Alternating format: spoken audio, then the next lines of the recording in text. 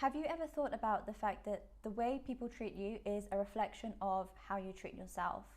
Now, I know it's not the easiest thing to hear, but it's the truth. And so often clients share with me the fact that people continuously take advantage of them, they're not supportive of them, they push their boundaries.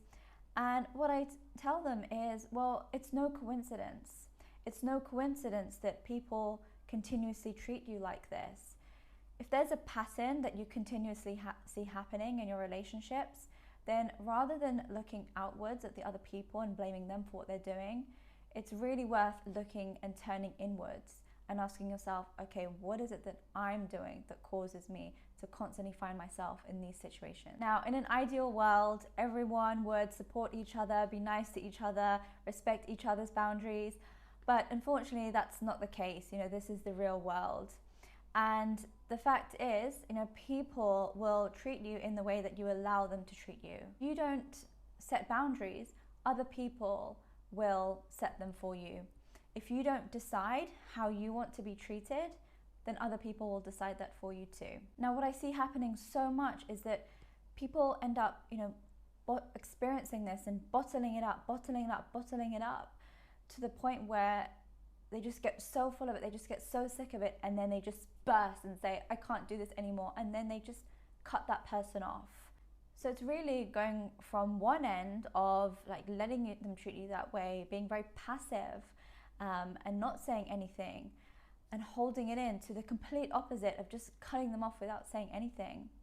Now the thing is, it doesn't need to be that extreme. If you just found ways to manage the situation, manage your relationships a bit better, then you wouldn't have to go from one extreme to the other. So it's very easy to just blame other people and say, they're doing this, they treat me this way, this is what they're doing. But it's so important to call ourselves out and be real on what we're doing. And when we do that, we feel empowered because we're like, okay, it's not about them, because we can't change other people.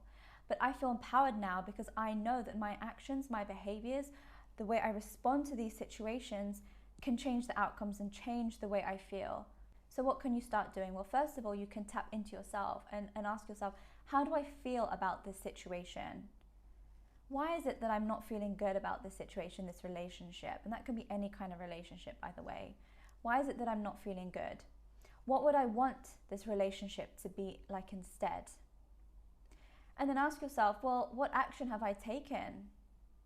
So have you communicated this to that person? Have you shared how you feel with that person? Because to be honest, people are not mind readers.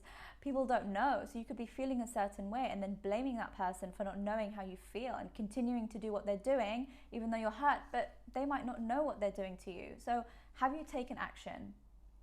And then if it's a case of boundaries and people continuously to be in your space and continue to not respect your boundaries, well then it's up to you to start thinking about how you can do that. And what puts a lot of people off setting boundaries is they think that, again, they have to go from one extreme to the other. If I start setting boundaries, people are going to start saying, who are you? Who do you think you are? What's going on? You've changed. But it doesn't have to be extreme. It can just be small little changes that you make. And again, this comes from focusing inwards rather than outwards. But what you can do in that sense is start, prioritizing how you feel, prioritizing what you want to do with your time, valuing yourself and your time even more. And then when it comes to these situations, you can say things like, I can't see you right now, but I can see you later. Or I can't see you today, but I'll see you tomorrow. I can't speak to you right now, but let me call you in a few hours after I finished X, as an example.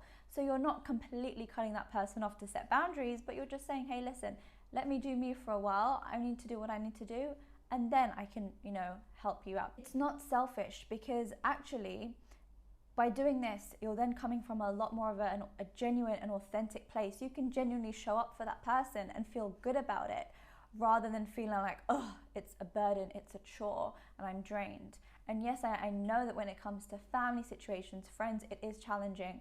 I know that. But again, it's just about making the small little changes so that it's not extreme. And then if that person or those people continue to push your boundaries, they continue to not respect you, then it's up to you to decide and ask yourself, well, why is it that I'm placing so much importance on these relationships if they're not valuing me and listening to me about what I want? Why am I giving way more when it's not reciprocated?